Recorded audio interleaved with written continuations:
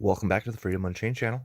Another lesson from George Gordon, Common Law School. If you guys haven't checked out this course from the beginning, go to the playlist and check it out from the beginning. If you're really interested in learning what law truly is and funnel through all the lies of the government like normal, please subscribe to the channel and hit the bell notification so you can get the next video upload. Please also share this video around. Let's start getting the word out for freedom.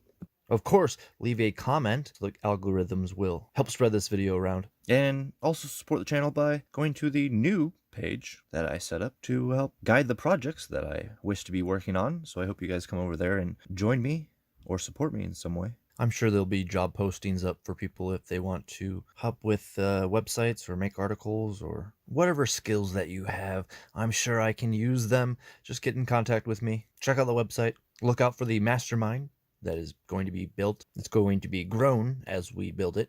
So a lot of going on, and let's get to George Gordon, Common Law School. Well, greetings, friends. We're looking at Lesson 4 today in the course outline of pro se litigants. What we're going to cover today is the jailhouse scene, Miranda versus Arizona, the first half, Davis versus Mississippi, the fingerprint case, and the Ada County jailhouse scene. And let me tell you, I'm probably the most qualified teacher at this school to tell you about the Ada County jailhouse scene because I've been in there more times than I can remember, at least 5 to 10 times. And you know why I've been in jail? For not having a driver's license, not registering my car. I've been framed. I've been castigated by judges. I've been castigated by the police. And all because I'm demanding my constitutional rights, my inalienable God-given rights. And in order for us, that is the average citizen, to go into the courtroom and argue his position at law on that courtroom floor, you're going to have to know and understand the jail and how the jail works and what kind of intimidation they're going to use against you, how they're going to arrest you because you're demanding your Fourth and Fifth Amendment rights. And they're going to take you to jail. And in this state, it's an absolute violation of law to take a man to jail. The law is very emphatic and very specific in Idaho Code 49, 1109, 1110, and 1111 that in a traffic stop, when there is reason for an arrest, the person must be taken directly to a magistrate except when the person is charged with doing about 6 items: drunk driving, leaving the scene of an accident, hit and run, driving under the influence of drugs, etc. Those are the only reasons that you can be taken to jail in the state of Idaho. But policemen in the state of Idaho routinely take people to jail, and they do it especially on Friday nights so that they can hold you in jail all of Saturday, Sunday, and then bring you up last thing on Monday. And this is summary punishment by the executive branch of government, and it's done to intimidate you. It's designed and it's calculated by the police to force you, to cause you to give up your demands for your constitutional rights. And so, as I've told my students over the years, if you don't have the kind of intestinal fortitude to go through the jailhouse scene, you can't do this. And as we discussed in Lesson 1, when you saw Bob tell you what your status was, you know then that the status of a policeman is of a member of society. He is in effect then the servant of a servant.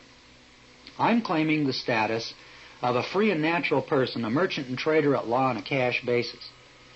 The problem that we're having then is that the policeman out there, maybe through no fault of his own, cannot recognize the difference between members, subjects, corporate interests, and free and natural persons. And so they will take the free and natural person and throw him in jail in a summary proceeding to teach him a lesson.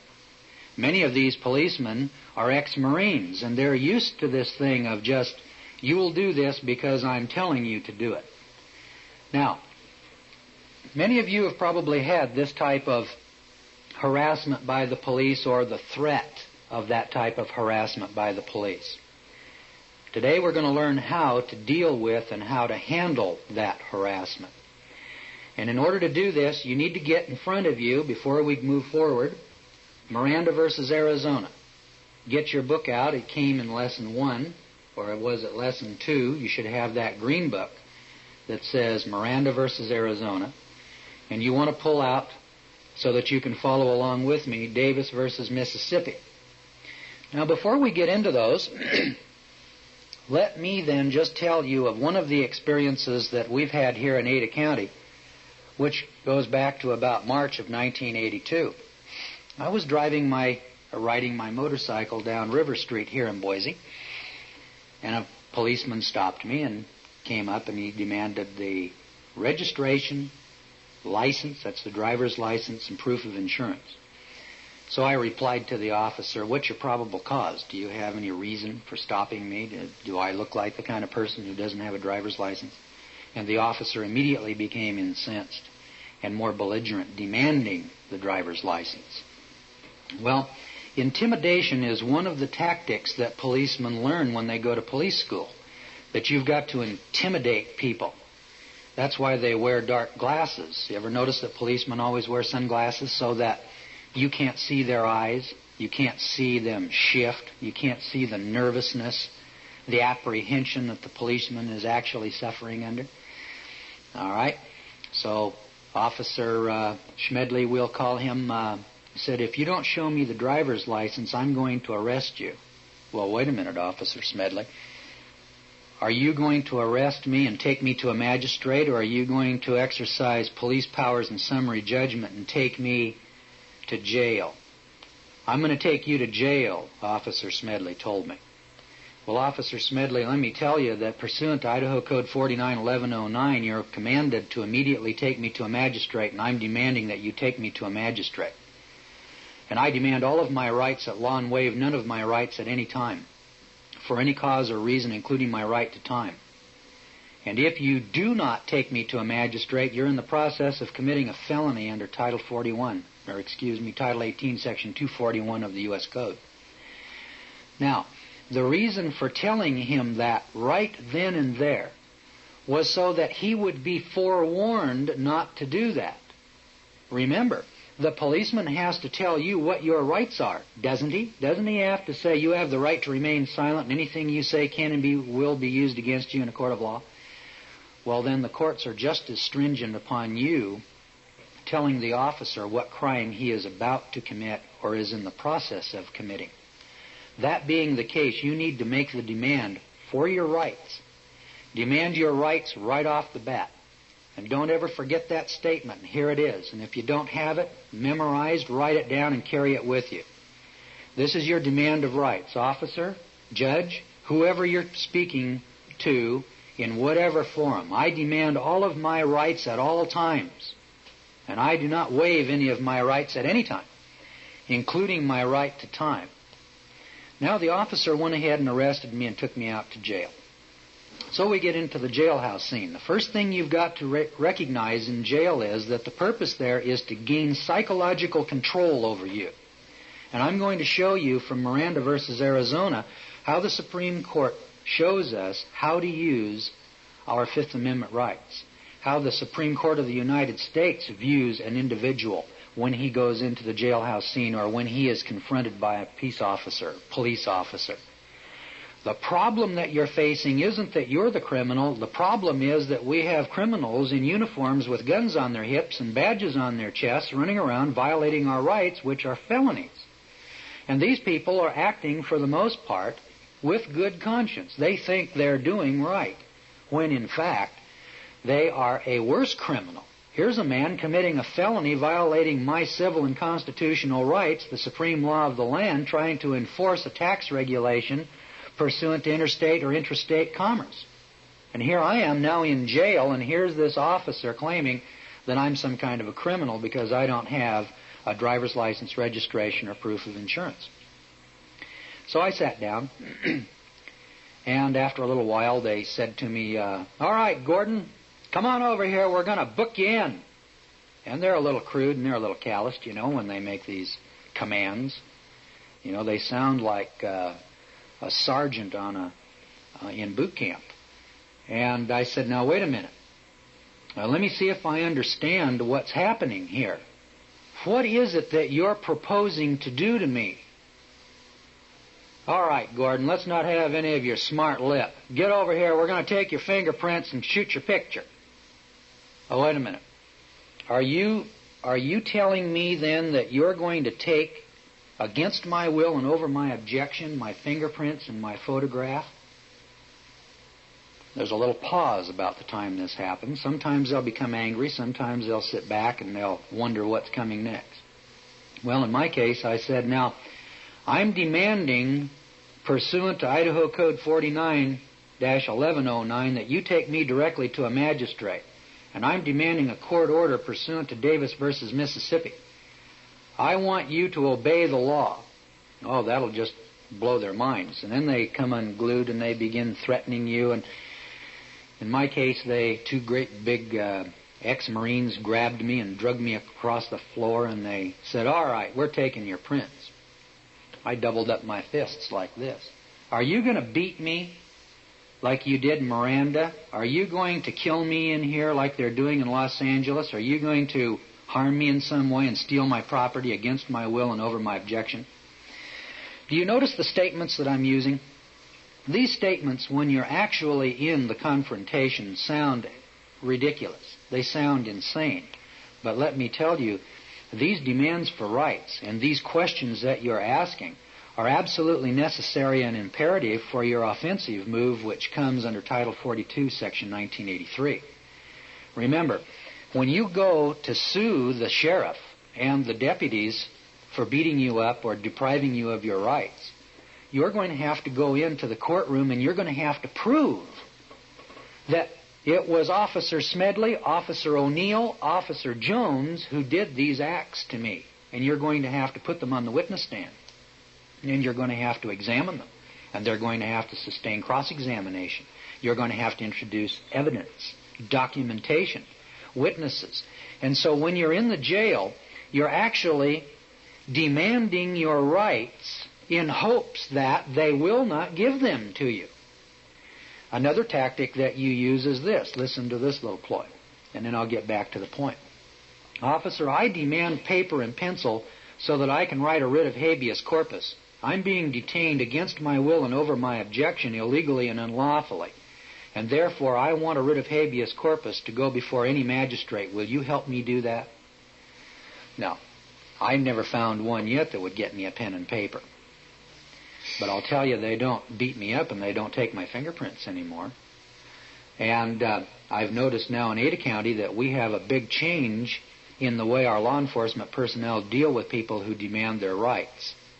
And wherever you are, whether you're in Illinois or Pennsylvania, the initial shock of the first 5 or 6 patriots who pose this confrontation to your local sheriff and to the state police pursuant to Miranda versus Arizona and Davis versus Mississippi, they're going to come unglued and there's going to be some people get hurt, and I'm going to show you how to handle this.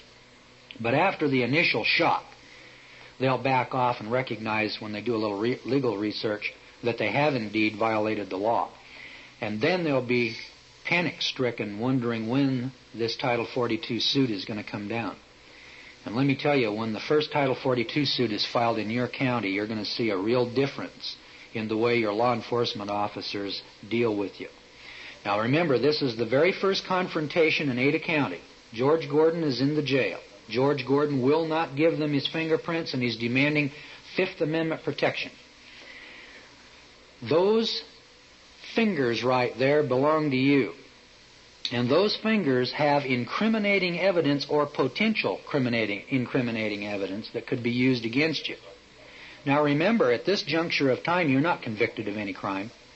And at this point in time, you should have been demanding counsel, probable cause, and to be taken to a magistrate. Because remember, under the counsel issue, you have a right to counsel. And one of the first things under the Miranda doctrine that the policeman's got to tell you is that you have a right to counsel. So watch what happens. You're in the jail. You're there without counsel. You won't sign anything. And you're demanding that you have protection of your fingerprints pursuant to the Fifth Amendment. until you get a court order ordering you to give these fingerprints. And here's the reason for that. Let's suppose you jumped ship and that you're really a fugitive from the military service in some way. And you know that your fingerprints, are in computers all over the country. And that if you give them the fingerprints because they hauled you to jail because you didn't have a driver's license, that now they're going to find out you're guilty of a felony, or at least you're charged, or there's a fugitive warrant for you. Did you want to give them that information? You don't have to. But most people, when they walk in the jail and the policeman demands of them, what's your name? Who wants to know? Where do you live? I want counsel. I don't want to make any incriminating statements. I don't want to tell you anything. I want counsel of my choice, and my counsel's name's Bob Hallstrom, and his telephone number's 336-5272. When I have counsel here, we'll talk about whether or not I'm going to sign something. Now, they've got this fingerprint program. And the fingerprint program, to my knowledge, is perfectly lawful and legal. There's nothing wrong with a person giving up his rights. You can be conned and coerced into giving up your Fifth Amendment rights if you want to. But you have to understand that Fifth Amendment rights belong to the belligerent claimant in person. Now, I'm going to read to you that statement from your United States Supreme Court. Take your book entitled Legal Quotations and turn here with me to page 32. I'm going to show you one of the most surprising, if that's the right word, I think that's an understatement, statements made by the Supreme Court of the United States that you're going to read. The privilege against self-incrimination is neither accorded to the passive resistant nor the person who is ignorant of his rights, not to one who is indifferent thereto. It is a fighting clause. Its benefits can be retained only by sustained combat. It cannot be claimed by an attorney or a solicitor. It is valid only when insisted upon by a belligerent claimant in person. That's why I tell my students, when you're in the jailhouse scene, if you cannot become a belligerent claimant in person, you cannot have your Fifth Amendment rights. And as I tell people, I don't know if that's right or wrong or good or bad. The purpose of our school here is not to change law. People are constantly accusing me of being a communist and accusing me of trying to change the social order and promote abortion and promote wickedness and evil in high places, and that's all poppycock. I'm a businessman, nothing more, nothing less. I'm interested in law for the sake of law. What is the law and how does it apply? I want to know what my Fifth Amendment rights are, and then I want to know, how do I get what I own? If I own it, I want it. I want to possess it. I've got to have it. And in order to have it, my Supreme Court tells me I have to be a belligerent claimant in person and that my lawyer can't get it for me. All right? Now, remembering then that we're not here to tell you that if you would accept my philosophy and my beliefs and join my group and send me your money, that somehow we'll go up here to Congress or our state legislature and we'll change these laws and we'll make the world a better place. I say to that, it's just so much poppycock. Individual rights come to the belligerent claimant in person, and he has to claim them on the courtroom floor. When you're a big mob of people, like a union, you get redress of grievance by creating law under the King's statutes in the legislature by lobbying. And that puts you in the majority, and the majority doesn't need any protection from constitutional deprivation of rights by law enforcement or executive officers. It's the minority. It's me. It's just plain George who's in that jail who has to demand his right to his Fifth Amendment. Now you can extrapolate that one step further. If it covers the Fifth Amendment and you have to be a belligerent claimant in person, then what do you have to be when you want your Fourth Amendment right and the guy knocks on your door and says, I've got a warrant and I'm coming in? Don't you have to stand in the door? Don't you have to deny him entrance? Don't you have to challenge the warrant? Don't you have to put your rights statement into the picture right there so that when you get him on the stand in a Title 42 suit, you can say, now, officer, When you broke down my door and stepped in, didn't I tell you that that warrant failed and that I challenged it and that you did not have my permission to come in? That's what you're needing when you get into the jailhouse scene or any confrontation. Admissions and confessions, because remember, 90% of all of the convictions in the United States come from admissions and confessions, and you'll read that in the Miranda book. So here's your policeman over there. He's demanding your fingerprints, and there's about 5 of them, and 2 of them have grabbed you. They've hauled you over there, and you're telling them plainly in front of about 5 or 6, in my case I think there were 6 or 7 deputies, and the sheriff himself was standing there, and a deputy was there, and the deputy said, no, it was Sheriff Palmer said, take his prints, book him in. And the deputy said, don't make any marks. Well, I'm not too bright, but when I heard that fellow tell me don't make any marks, I kind of figured it was going to hurt. All right?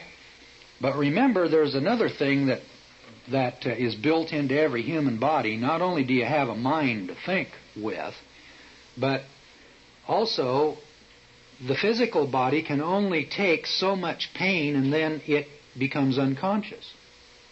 Now, I'm not telling you that you need to be a masochist in some way, but I'm telling you that you've got to have a lot of grit and a lot of gall. If you don't want to be the first guy to take on your county sheriff, because the first 2 or 3 times they're going to get rough. But they're not going to beat you and make marks on you. They're not going to hit you with their fists and their nightclubs and their billy clubs and their flashlights and etc. Because there's too many witnesses involved here, and even the police don't know how many of their own troops they can depend upon to tell the same lie and get it straight. And in later lessons, when we talk about cross-examination, I'm going to show you how to put a man on the stand, and the best thing that can happen to you is when he starts to lie. Now, let me tell you, when I'm on that courtroom floor and I get somebody telling me the truth, I become very dejected. I just like a policeman to start lying, because I'll lead him right down the primrose path and I'll hang the bat before he knows what's happened to him. And that's the way that comes down. And that's the way you're going to have to learn how to do it. You're going to develop a killer instinct. Now, if you're the average housewife from Cuna, as I call her, who's just a nice lady and who's passively interested. Now remember what the Supreme Court said about this passive interest? Let's study this for a moment. Page 32. The privilege against self-incrimination isn't accorded to the passive resistant. So if you're a passive resistant, let me tell you, you're out to lunch. You're not going to be able to get your rights. You might as well just remain a subject or a member, pay your taxes, obey your masters, and shut your mouth. Free men have got to demand their rights, and they've got to do it by sustained combat. Now you can sit there and say, well, it shouldn't be that way.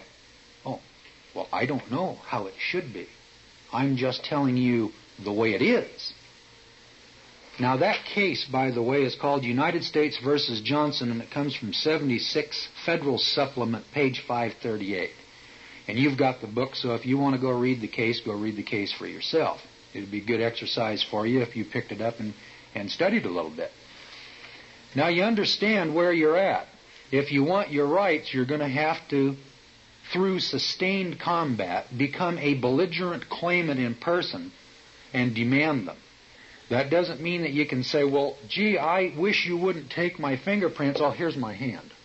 Because if that's your attitude, if that's your position, you're not going anywhere in this pro se movement to claim and demand your rights. What you're going to have to do is wait until the competent pro ses secure your rights for you, and then hope that your masters will obey the law and let you participate in some of the spoils.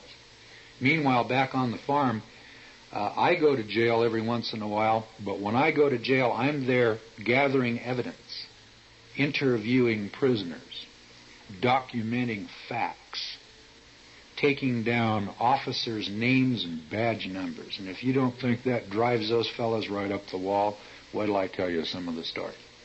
Because not only is this serious business, it's also a fun business. And as I tell people, if you're not having fun in the jail, then you're not doing it correctly. Now the officers put their arm around my neck and choked the windpipe until I couldn't breathe. Now, it's obvious that when you can't breathe, in about 60 to 120 seconds, you're going to lose consciousness. If you lose consciousness, they'll probably take your fingerprints. And you don't want that now, do you? So here's the way I handle that. The guy chokes me and I can't breathe, so I hold my breath there for about 30 seconds. Now, he's got my hand and I open it up, right? Now, he takes my finger, and I'm bent into all kinds of contortions. There's 6 guys holding me. They've got my arm twisted behind my back, and it's hurting bad. And so he takes fingerprint number 1, and then he takes fingerprint number 2. And then about that time, because I'm cooperating, he takes his arm away from my neck, and I take 2 breaths as he takes fingerprint number 3. And then when he gets down to the little finger, I jerk and screw up the whole card.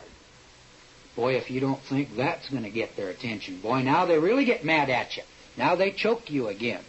Make sure that as you jerk, you've already inhaled. You see how that goes? Now, they have to get a new fingerprint card, and that's going to take a couple of minutes. So now you just relax, don't resist, and while they're getting the new card, you're breathing now, aren't you? Okay? Now you're breathing for a while. They get a new card in there. And boy, you should hear some of the language that's going on. You know, you blankety blank so-and-so and blah, blah, blah. You know, this goes on. Same scene, Act 2. Fingerprint number 1, fingerprint number 2. And depending upon how much air you've got, you jerk it and screw up the card again. See how that goes? All right. Now, after a while, they will take the smudges and give up in disgust. About the 3rd or 4th card, they'll quit. Because like anybody else, they get discouraged. And it depends upon how belligerent a claimant you are. And you've just won your first battle of the jailhouse scene. Your government officials now have arrested you. They've done so in violation of the law. And, of course, you're going to have to check your own state statutes to find out whether or not it's a violation of law and what they can arrest you for.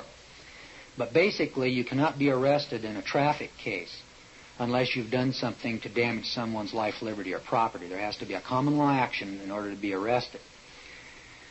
Okay, now they grabbed me and drugged me in, and they put this chain around my neck with this little card on it, and it said George Gordon, and it had these numbers on it, and one thing and another, and they want to take my picture.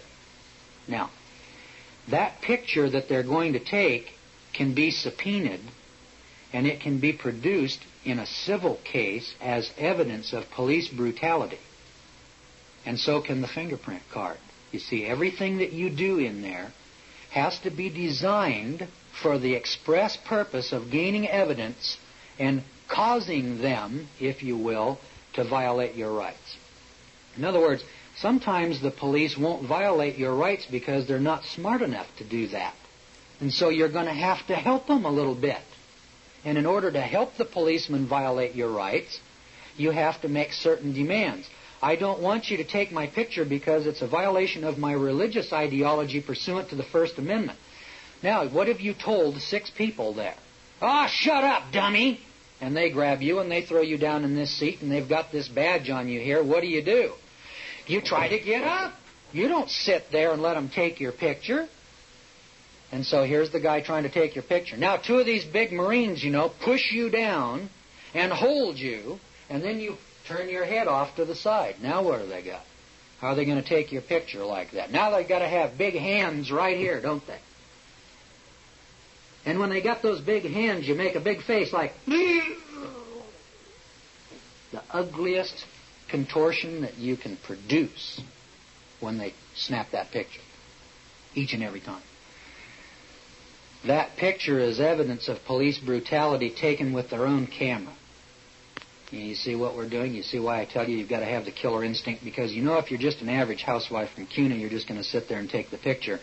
And while they're doing it against your will and over your objection, you get into the courtroom in a civil action, and the policeman gets up on the stand. He says, gosh, we were just as nice and gentle with her. Why, she sat down and we snapped her picture pursuant to our code, and gosh, everything was fine and there was no problem at all. And Mrs. Baumwortel was just a wonderful subject, and she was a model prisoner, and we didn't have any problem with her at all.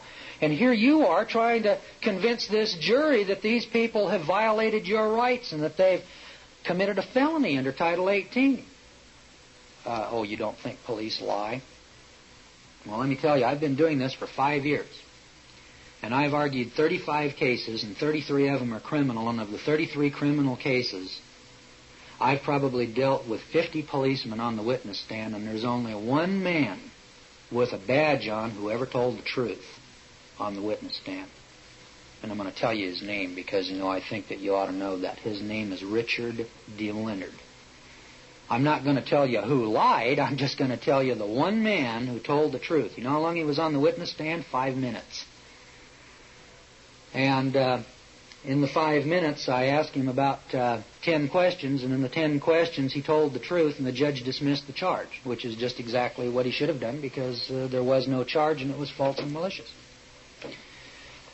Now, there's my first experience. About 2 weeks later, I was arrested for the same charges. I'm sort of notorious around my own bailiwick. I think it's pretty well known in this county and in this state that George Gordon doesn't have a driver's license, doesn't register his car, there's no license plates on it, and I don't insure it, and I'm not going to, and I haven't, and I don't intend to ever start. And if you want to argue the issue, let's take it to Washington. So we had the same policeman arrest me again, and this time in my automobile. And he's just really uptight because there's no license plates. And so, same scene, Act 2. Here's the way that one comes down. Here we are in a private parking lot. Whenever you're in your car, get it off the public road. Don't stop until you can pull it onto private property somewhere. And then ask the party if you can park your car there. So I pulled it into a business parking lot. And the officer says, I want your driver's license, registration, and proof of insurance. And to which my reply is, I want probable cause, a Fourth Amendment warrant, and a lawyer present during all stages of this interrogation. Exclusionary rule goes up right then and there. You have an interrogation, you have the exclusionary rule. Well, in this state, we have a very interesting statute here. You see, it says in Idaho Code 49-317, all licensed drivers shall, upon demand of a peace officer, produce his driver's license. That's right. I agree with that. I think that's good law. I think all licensed drivers, upon demand of a peace officer, should be compelled to produce their license. Now, what do you do if you're not a licensed driver? Are you going to throw the unlicensed driver in jail and punish him without due process of law? Are you going to deny him counsel at the scene? Are you going to interrogate him? Are you then going to punish him without a right to cross-examine his accusers, etc., because he doesn't have a driver's license? Now, when we get into the driver's license issue, I'll tell you more about why it is that the driver's license compels you into specific performance. But for the moment, let's just say that I'm fully persuaded that I'm not a person required to have a driver's license. Now the officer gets angry, and I don't know why. I said, did you want to know who I was? It was the same policeman. He's going to have a real hard time in the courtroom trying to defend malicious abuse of power. I mean, the first time he arrested me, he could say, well, I didn't know who the guy was. But the second time, is there any doubt? And let me tell you, friends, there isn't anybody in the state of Idaho in law enforcement that hasn't heard the name George Gordon, Robert Hallstrom, or Nelis Cook. All right, so here's the policeman, throws the handcuffs on me, hauls me out to the jail again. See? All right, here we are. Now we've got Scene 2, Act 1 of the jailhouse scene, 2 weeks later. Now, they have a policy in Idaho pursuant to Idaho Code 19-4812 and 4813, which is the police regulations, that they have to take fingerprints, listen to this, if possible, yeah, that's right, if possible, from every arrested person. I agree with that. I think that the police should take fingerprints from every arrested person, if possible. But what do you do, Mr. Policeman, if it isn't possible? What if the citizen demands his rights? Then what do? Beat him up? Oh, yeah, that's right. They beat you up again. So the second scene comes in, and you make all the same demands. Hold it. I demand to be taken to a magistrate pursuant to statute. Wait a minute. I demand all of my rights at law and waive none of my rights. All right, so you go through your routine again. Are you going to beat me up and choke me unconscious like you did the last time? Most of these police departments have video cameras hidden away and they're taking your picture. Make certain that you note the time of day and the date so that you can then subpoena any evidence that they might have, videotape, for instance. In addition, you can then subpoena the documents that are the records of who's on duty at that time, their personnel records, so that you can get the names of all the officers who are on duty and who could have, one, perpetrated the crime against you, beat you up, taken your fingerprints, etc., or they can just be witnesses. How valuable is a witness who is, in my case, there was a lady jailer, and she was up in the control room watching everything that happened. Don't you think I want her on the witness stand? Don't you think I want to ask her what happened? Did you hear Mr. Gordon demand to be taken to a magistrate? Yes, I believe he did. Did you hear Mr. Gordon demand all of his rights at law and never waive them? Well, yes, I think he did. Now where have you got the police? You see how important it is? When you go to jail, you're not there as a victim. You're there as a belligerent claimant gathering evidence. You're not a victim who's a passive housewife from Cuna. You're there to gather evidence, to get information, names, dates, times, places, and then when they've completed the booking process, and they may get your fingerprints. You don't know. In my case, they did get a bunch of smudges the first time. Now listen to how this came down. The next morning, which in this state is mandated by statute, they bring you to the magistrate the next day, and the magistrate reads the charges, and in your case, you've been arrested, so you didn't sign the ticket. And the magistrate says, now, Mr. Gordon, I have before me 3 charges by Officer Schmidley. Now, Officer Smedley alleges that, and he'll tell you didn't have a driver's license, registration, proof of insurance, and this whole process takes about 5 minutes as he goes through this somber ritual of telling you what a criminal you are. Now he finishes and he says, Mr. Gordon, do you understand the charges? Your Honor, I have some administrative and procedural matters to bring up. Now, note those words down. Your Honor, I have some administrative and procedural matters to take up prior to the pleading. Okay. Now the judge, by law, by rule of the court, has got to listen to the defendant. If he doesn't, then just be quiet. Don't say a word. Let him babble on for a while, because a lot of traffic court judges are just laymen who don't understand law. Don't blame them because they're ignorant. And he'll blather on for a while, and then there comes a point in time when he has to let you speak, because after all, he can't convict you, he can't enter a guilty plea for you. He has to say something on the order, I'm not going to listen to any of this frivolous nonsense. And I'm not going to let you disrupt the court. And, he'll get real serious here about this time, and you just relax. Comes back and he says, now, how do you plead to these charges?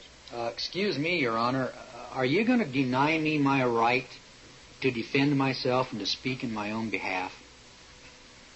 Now, about the second or third time that you lay that trip on him, he's going to shut up. No, Mr. Gordon, I'm going to extend you every courtesy, and he'll preach a little sermon here about this time.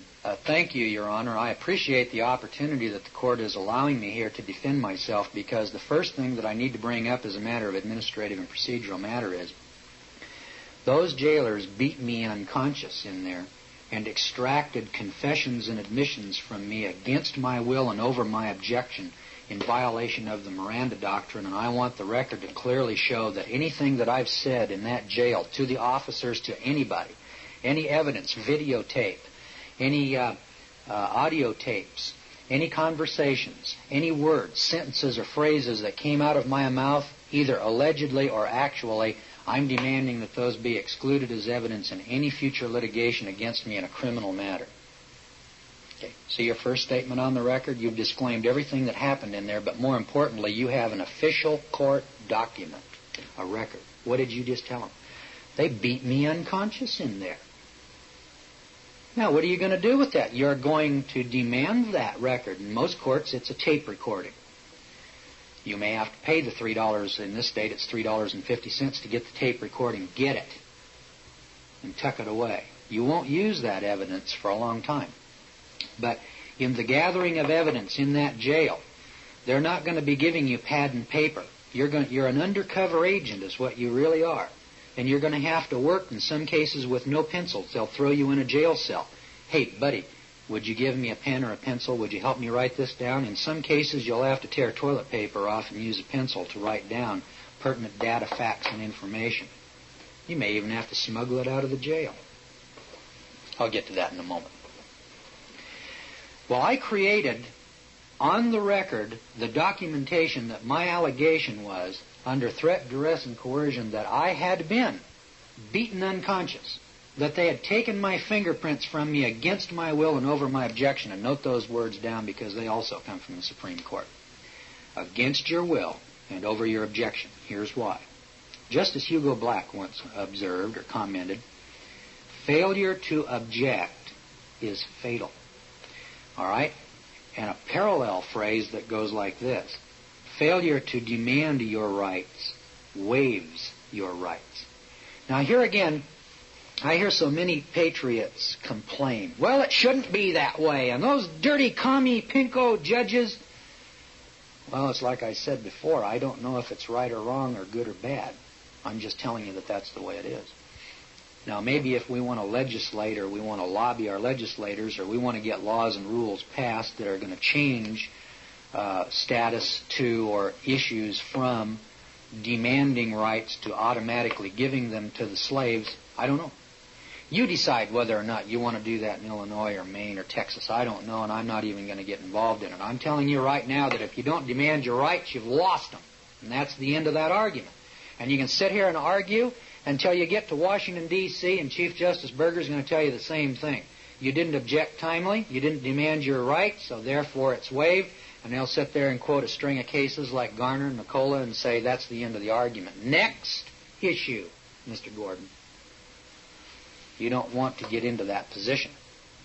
Now, they're going to take you down and put you in your jail cell. Now, in my case, they really got uptight with me, and they threw me in solitary confinement. They're going to punish me. Now, you must always be psychologically in control. Once you've lost psychological control, you're jelly in the hands of your captors. So they took me down, they threw me in this little cell. Now, there was another issue involved here concerning the jail suit. I said, are you going to steal my clothes and strip me naked? And they did, boy. They stripped me right down naked, and they poured me into one of these coverall jail suits. And as soon as they let go of me, I poured myself right back out of that jail suit, and there I was standing in my BVDs.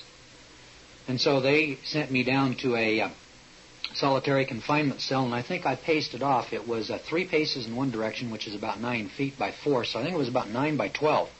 Had a bunk in there, metal, no mattress, no blankets. You know, I was uncooperative and belligerent. Now they were going to punish me. They were going to teach me a lesson. And remember now, this is Friday afternoon. They always arrest you on Friday so that they can keep you over the weekend. So always be prepared to go to jail on Friday. They're not going to do it to you on Monday, Tuesday, Wednesday, and Thursday. I've been arrested 5 to 10 times in the state of Idaho and thrown in jail. Never been put in jail yet on any other day than Friday. Now, isn't that coincidental? I contend that that's malicious abuse of power and harassment, but trying to prove that, you know, is extremely difficult. So don't sit there and get gastric indigestion over issues that you can't prove. Concentrate on those things that you can prove. Now watch how this scene comes down. Here I am in my little jail cell. I paced it off, tried the doors, and found out that I wasn't going to leave there without some external help. Now, I got my mind on the room and on what I was going to do next. Quit worrying about your wife and your kids. There isn't anything you can do for them anyway. Don't worry about whether or not you're going to cook your husband's dinner tonight, because the answer is you're not going to. They got you locked in this little room and you're not getting out. That's like being trapped on the planet Earth. You know, a guy could get real real uptight about that. You know, if you got real concerned about it, don't you understand that you're trapped on the planet Earth and you can't get off of it? Oh, now you're starting to see the picture. Oh, there's your little world right there in that room, isn't it? Well, then why don't we go forth and conquer that room? Now, there's one thing that your jailers will almost always capitulate to, and that's a Bible. They won't let you have Playboy or a penthouse, but they will almost always let you have a Bible. And so when the jailers come by, you say, sir, would you get me a Bible? And in my case, they locked me up about Easter, so I said, hey, did you know that Passover is tomorrow night and I need a Bible? Would you get one of those for me? And so the jailer went out and got a Bible. Why do you do that? Because you've got to have something to read. Because remember, in solitary confinement, let me tell you, you've got nothing to do but to sit there and think. And in addition to that, now I've got no mattress. Never ask your captors for anything. I wouldn't ask them for a toothpick. What you do is you sit quietly. The Bible is the only thing you're going to ask for. Don't ask for reading material. What they love to have you do is ask for a toothbrush. Well, I'll take it up with the lieutenant. Hey, I need soap and I'm cold and I need a towel. That's just what they wanted to hear you say. I'm cold. Now they'll turn the air conditioner on. Tell them I'm too hot. Would you turn the air conditioner on? And they'll turn it off. They'll do anything they can to persecute you. So whatever it is you ask for, they're going to do the exact opposite. So here's the way you handle it. If you're hot, what you do is tell them, gosh, I'm awful cold. Would you please turn the heat up? Because then they're going to turn it off. Or they're not going to do anything. Now, typically they don't do anything, but they will do whatever they can to antagonize you, and you're going to be frustrated. And I was in jail a number of times, and there's these poor people in there. They're kicking the doors and screaming and yelling, and they just come unglued. You see, because they're not trained, they're not instructed, they don't know how to deal with this. And they're certainly, while they're yelling and screaming, not taking down the officer's name and the circumstances and the times and the dates and the places. And so here I am, and about 11 o'clock that night, some jailer came down with a mattress and one blanket. Okay? So now I've got a mattress, but I didn't ask them for it. They brought it. But you know what they forgot to do? This is hilarious. I was in there for about 3 days. I think I was in there on Friday, and then Saturday came. Actually, I think I was, Friday, Saturday, and then Sunday came. And in this particular case, I was in there on a Thursday also. I think I was carried over, and this was a second charge. Sometimes they'll get you in jail now, and they'll bring other charges. See, they'll charge you on one thing, and then on Monday, when you're in there, they'll bring new charges, and then they'll hold you till Tuesday to arraign you for that, and then they'll hold you again for Wednesday's arraignment for another charge, like obstructing and delaying, things like that. Be prepared for that. And you're going to have to steel yourself, and you're going to have to be tough, because this process takes about 6 or 8 months.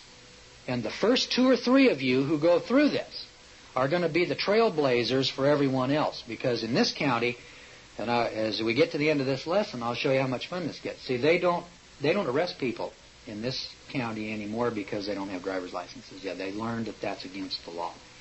And I'll tell you about that in a little bit. But now, watch what happens. Here I am. I'm in my little jail cell in here. I've got my Bible to read. I exercise for a half hour at a time. And when the jailers come in, I do this every time. I don't ask them for anything. I make demands. Officer, now watch when he comes in. I've got no pen. I've got no paper. I don't even have toilet paper at this point in time. Officer, I need to write a writ of habeas corpus. Will you help me get a pen and paper and write a writ of habeas corpus? I'll talk to the lieutenant. Steal that dummy's name right into your brain. Officer Smedley, Officer O'Houlihan, or whoever he is. Now, you don't have a clock. You don't have a watch. You don't know what day it is, and sometimes you won't even know what the date is. Date or the day or the time. Do the best you can. Ask them, what day is today? Oh, it's Sunday. Is this Easter Sunday? Yeah, that's right. Make mental notes of meal times, because meal times are set. What relationship did this event occur to breakfast and lunch? About halfway in between? Was it between lunch and dinner? Was it after dinner or before dinner? That's the way you'll help yourself remember it, because you're going to be there 3 or 4 days. All right, so on Easter Sunday morning, I'm sitting there thinking to myself, now how can I best create stark terror among my jailers? I know what I'll do. Now, I've been in there for 3 or 4 days, haven't I? So I'm in there in my shorts, and by now I'm starting to stink, you see, because they've got me in solitary and they won't let me go out and take a shower like everybody else. So I decided that I'd take my underwear off and wash them in my sink. So I took a little piece of paper off of one of my tickets that they'd given me, and I put it in the bottom of the sink, and I filled it up with hot water, and I washed my underwear. Now I'm standing there in my T-shirt, right? Okay. Now I take my T-shirt off, and I hear the door clang. Hey, wait a minute. Let me use my head here. Watch this thing. It's lunchtime, and they push the little cart down there to give me my lunch. I strip my shirt off, and I take my underwear, see? And I'm standing there now right in front of the door, front and center, stark naked. Got that? Stark naked. And this trustee who comes around the corner stands in front of my door, which has a glass in it, and his mouth dropped open as he gaped through the window looking at this man who's stark naked, standing there with his underwear. And what's he doing with his underwear? Oh, watch this. He stands there, if I can get my handkerchief out here, and I'm washing my face. About this time, the guard comes around the corner because this poor fella is standing there gaping, wondering what's happening, and the door starts to open because they're electric doors, and the guard comes around the corner, and he's standing there going, oh. And what am I doing?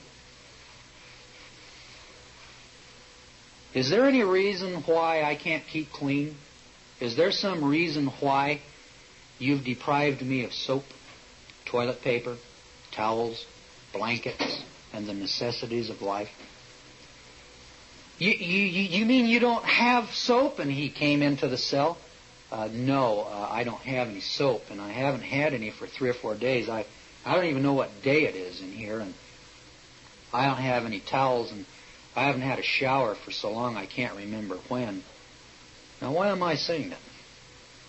Think about this for a moment. They've deprived me of the basic essentials of life, which you can't even do pursuant to the Geneva Conference to a prisoner of war who's a trained killer. Now, what am I in jail for? I'm not even convicted of a crime. I'm being held in jail so that I can be brought to a magistrate on Tuesday, because Sundays and holidays accepted. And remember, Easter Sunday, Monday is a holiday, and so the courts are closed on Monday, and I'm not coming out till Tuesday, and I'm in there a total of 5 days, right? Yeah, that's right. I'm in there 5 days, held on charges that aren't even chargeable. In Idaho, you can't put a man in jail because he doesn't have a driver's license. They didn't allege that I was drunk driving. You know, if I was the policeman, I'd be screaming, yeah, I caught that guy out there, he's drunk. At least get a little class, use a little intelligence. Now they've got me in jail.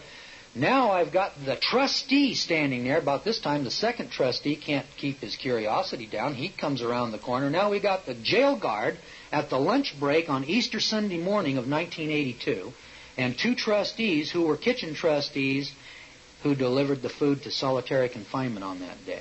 Can I find out who they are? You bet. Did I? You bet. I've got it documented. And I'm ready to go to trial on that issue. And when I put those trustees on the stand, and on Easter Sunday morning at about 11:30, did you have occasion to observe the defendant, George Gordon? Yeah, I did.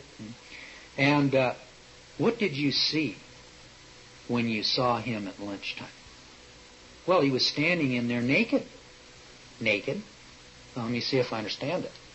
You came in at lunch, and the defendant, Gordon, a prisoner in the Ada County Jail, was standing before you stark naked? You mean he didn't have jail clothes? No. He didn't have underwear? No, he said that he had to wash them because he hadn't had any soap for 4 or 5 days. He couldn't remember when he had a shower last. I asked the guard, sir, do you give... There's a famous prisoner here in Idaho who's killed about 40 people, and he's on death row, and he happened to be in the Ada County Jail at that time, and I said, do you deprive that mass murderer over there of soap and towels and toilet paper? Boy, you should have seen that guard. There was smoke going down the hall as he was going after toilet paper and towels and blankets, and You've only got one blanket? Yeah, that's right. And I don't know why they're punishing me like this, but they threw me in here, and here I am, separated for everybody. And I haven't had counsel, and I've been asking every guard that comes in here if he'd help me get a lawyer and help me get counsel. I don't even know what I'm charged with, but for some reason my government has taken me and put me in jail. You think that guard's ever going to forget what he saw that morning? You see why it's so important to add a little theatrics and make these demands, because you know, if you're just the average run-of-the-mill prisoner coming through there, they're not ever going to remember you from one prisoner to the next. You need to do something that's unique and different. And let me tell you, standing stark naked in front of the jailer and asking him why you can't have soap is something that he'll remember if he lives to be 110. And that's evidence that I'm going to use against the jail and against my person and against the deprivation of my rights. The act is already committed. Now bear this in mind. When the police entrap you, that's entrapment and that's unlawful. When you entrap the police, that's not entrapment, and that is lawful. The police, remember, are the guardians of the law, aren't they? Aren't they knowledgeable and trained in the law? Don't they know what your rights are? It's not my fault that the police deprived me of the essentials of life. I didn't tell them to do it to me. I just didn't tell them to stop breaking the law. When they're breaking the law, shut your mouth. And if they're not breaking the law, then suggest to them ways that they can. Are you going to beat me up and take my prints away from me? Maybe they will. Best thing that could ever happen to you. Let them beat you up. Make marks on you. Make sure that you get plenty of names. 2 is all it really requires, but when they throw you in a tank with a bunch of other people, or when the guards come by, you ask them, how's my eye? How's my eye? Is it still as black as I think it is? You know, that's the type of thing that trustees will remember and guards will remember. How do you get these confessions and admissions? I'll show you that when we get to cross-examination. But let me tell you, when you get those fellows on the witness stand and you put the 6 officers that beat me up, 5 of them are sitting out in the hall, and we bring them in one at a time. And about 2 hours later, he walks out. Yeah, you can send Officer Smedley in. Now we'll talk to him for an hour or 2. And you see, none of them know what you're asking them. None of them know where the lies left off and the truth began. And the jury is sitting there listening to the whole story as you're laying it out, item by item. Can you imagine when the guard stands there and says, yeah, I'm a temporary guard and I was there Easter Sunday morning. And what did you see when you came in? I saw Mr. Gordon. And what condition was he in? Well, he was standing there naked. See what you're doing? All right, now let's leave that scene and let's go on a little bit further down the road. Let's take a look at what our Supreme Court has to say about police tactics and police brutality. Take out the book that says Supreme Court Decisions 5. That's the book that contains Miranda versus Arizona. I want to give you a little introduction here to Miranda versus Arizona because it's the most significant civil rights case that's been decided in this century. As a matter of pro se law, the expounding of the Miranda Doctrine, which so many people seem to think is the Supreme Court's answer to lawlessness. We're trying to create lawlessness. We want to turn all the thugs, hoodlums, and criminals loose on society. I remember when I first saw Miranda versus Arizona, I think it was in a newspaper about 1967 or 8, along in there in Oakland, California, and the Oakland Tribune just chastised and castigated the Supreme Court for turning this vicious criminal loose on society. Well, let's understand something before we go forward in Miranda, and that's this. The Supreme Court does not turn criminals loose on society, and it's not their purpose, and it's not their job, and that isn't the issue that was before the court. The issue that was before the court was, can you beat a man up, take a confession from him, and use it against him? And the court said no. And the reason the court said no was because if the police can beat Miranda up and take a confession out of him and use it against him in court, the police can take George Gordon into the jail, beat a confession out of him, and use it against him. And I don't want that. Now, I don't know what you want. You'll have to decide for yourself. Whether it's a legal question or a moral question is something that you can decide for yourself. What I'm going to instruct you on is this, that there is a difference between morals and law. If you're going to go into the courtroom preaching Jesus and Him crucified, at the same time you're going to argue driver's licenses and registration, you're so far off the wall and out to lunch, you're not going anywhere. So you better make up your mind to separate your religious ideology and your morals from law, because that's the way the judicial system works. And you can sit there and say, no, it can't work that way, and it's bad, wicked, terrible, and awful, and we don't like it, and we think that we ought to have a constitutional amendment against abortion. That's wonderful. That's political philosophy. Go take political philosophy over to the Congress and write a letter to your congressman, write a letter to your senator, write a letter to the president. But don't go into the courtroom with that kind of babble, because if you do, you're not going to get any judicial legislation, or any, I should say, judicial legislation accomplished. You're not going to get any judicial determination accomplished in your behalf, in your favor. And if you think that you can, let me tell you, I've never seen anybody yet go into the courtroom with babble. And I hear people going into the courtroom arguing Article 1, Section 10. Why, you can't charge me money here. Why, my goodness, that violates the legal tender laws and the Supreme Court's decisions and blah, blah, blah. And those people don't even understand the money issue. And so they're in the courtroom, they're trying to argue constitutional law, and they themselves don't understand constitutional law. I can remember the first 5 cases I did by myself was from the left side of the issue. I was in the courtroom screaming Article 1, Section 9 and rights and 4th and 5th Amendment rights. And I've got a driver's license operating in interstate commerce under the police powers, guilty every time. I was just lucky that I had a nice judge that liked my issues, and he didn't come down on me and throw me in jail. It wasn't because I wasn't guilty. It was because the prosecutor was unable to overcome my arguments. Now, getting back to the Miranda doctrine, I don't know whether Miranda was guilty or not. I've heard stories that he was a vicious criminal, a thug, and a killer, and he deserved to be put to death, and maybe that's true. I don't know. That's not the issue. The issue is rights. And where rights are involved, there can be no rulemaking or legislation that would abrogate them.